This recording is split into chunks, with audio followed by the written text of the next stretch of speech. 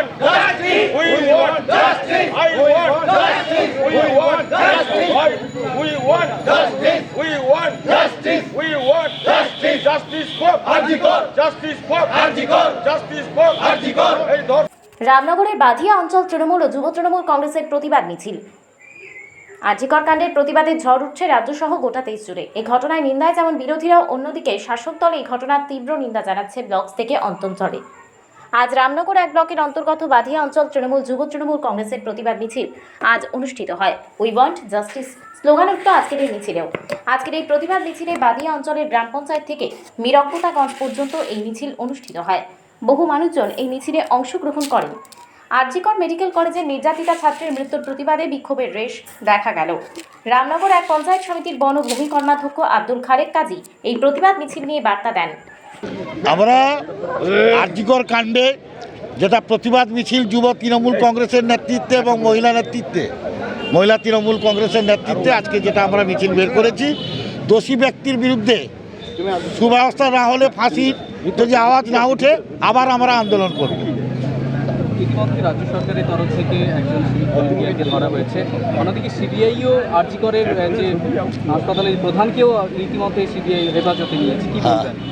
আমরা এই নিয়ে বলবো, এটা নতুন কথা নয়। সিবিআই অনেক দেরি করেছে, রাজ্য সরকার কুইক অ্যাকশন নিয়েছে। সিবিআই আজকে 15-16 দিনের পরে যে আসামি চিহ্নিত করে আজকে অ্যারেস্ট করেছে, আরও আসামি থাকতে পারে। তাহলে আমরা চাই যতগুলো দোষী আছে তাদের ফাঁসির দাবি, এবং সবাইকে যাতে ফাঁসি হয় তার যাতে সরকার এবং কেন্দ্র সরকার সবাই যাতে সরব হয় এবং মহামান্য কোর্ট যাতে এই দোষী ব্যক্তিদের ফাঁসি দেন, আমরা এই দাবি চাই। আজকে মুখ্যমন্ত্রী মমতা বন্দ্যোপাধ্যায় ধর্ষণের বিরুদ্ধে একটা আইন পেশ করতে যাচ্ছিলেন বিধানসভায়। এত সাধুবাদ জানাবো এবং ভারতবর্ষ বাংলা থেকে শিখতে হবে। বাংলায় আজ মুখ্যমন্ত্রী যা করলেন এটা দর্শনীয় ব্যাপার। যেটা কেন্দ্র সরকার করতো সেটা কেন্দ্র সরকার করেনি।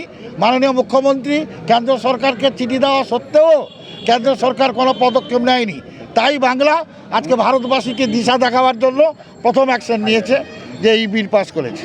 রাজ্য বিধানসভার বিরোধী দলনেতা শুভেন্দু অধিকারী বলছেন যে দাবি এক দফা এক, যে মুখ্যমন্ত্রী পদত্যাগ দাবি করছেন এই ইস্যুতে। কি বলবেন? ও মূর্খের মতো কথা বললে তো হবে না। বাংলার মানুষ চাইছে এইরকম একটা মুখ্যমন্ত্রী বাংলায় যেরকম যুগ যুগ থাকুক।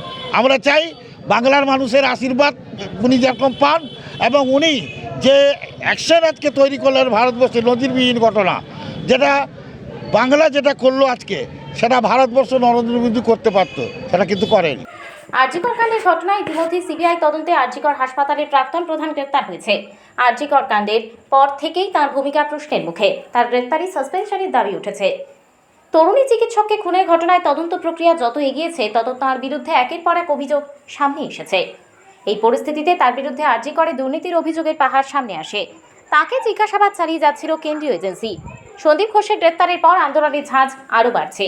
এবার সন্দীপ ঘোষকে তথা আরজিকর মেডিকেলের প্রাক্তন অধ্যক্ষকে গ্রেপ্তার করেছে সিবিআই। না, আজকে বাধিয়া অঞ্চল তৃণমূল কংগ্রেস শুধু নয়, বাধিয়া অঞ্চল তৃণমূল কংগ্রেস, মহিলা তৃণমূল কংগ্রেস এবং যুবর ব্যানার থেকে আজকে হাজারো মায়েরা এবং পুরুষেরা আজকে মাঠে নেমেছেন। একটাই স্বর, একটাই কথা, উই ওয়ান্ট জাস্টিস। আরজিকরের যে ঘটনা, নির্মম ধর্ষণ করে যাকে খুন করা হয়েছে এবং সেই দোষী ব্যক্তির আমরা শাস্তি চাই। এবং দীর্ঘদিন ধরে মাননীয় মুখ্যমন্ত্রী যে কথাটা বলে আসছেন যে দোষী ব্যক্তিকে তিনি 7 দিন সময় চেয়েছিলেন, কিন্তু ঠিক তার পরের দিনই মহামান্য হাইকোর্টের নির্দেশের ক্রমে সিবিআই তদন্তের দায়িত্ব নেয় এবং পশ্চিমবঙ্গ সরকার সর্বতোভাবে তাকে সাহায্য এবং সহযোগিতা করে এসছে। এবং তিনি সেই দিন রাত্রেই সঞ্জয় নামে একজন দোষী ব্যক্তিকে রাজ্য সরকার অ্যারেস্ট করে। এখন আমরা জানতে পারছি যে গতকাল নাকি সন্দীপ ঘোষ অ্যারেস্ট হয়েছে। আমরা চাইব এইরকম সন্দীপ ঘোষ যদি আরও কয়েকজন থেকে থাকেন, আমরা যেন অতি সত্য সিবিআই তাদেরকে কাস্টডিতে নিয়ে অ্যারেস্ট করে প্রকৃত সত্যটা উদ্ঘাটিত হোক এবং নির্মমভাবে যেভাবে খুন করা হয়েছে, মা বোনেদের যেভাবে ইজ্জত লুট করা হয়েছে, তা যেন আগামীভাবে বন্ধ হয়। একবার এই দোষ করার আগে যেন সে 10 বার ভাবে যে এই ধরনের কাজ করলে আমার এই ধরনের শাস্তি হতে পারে।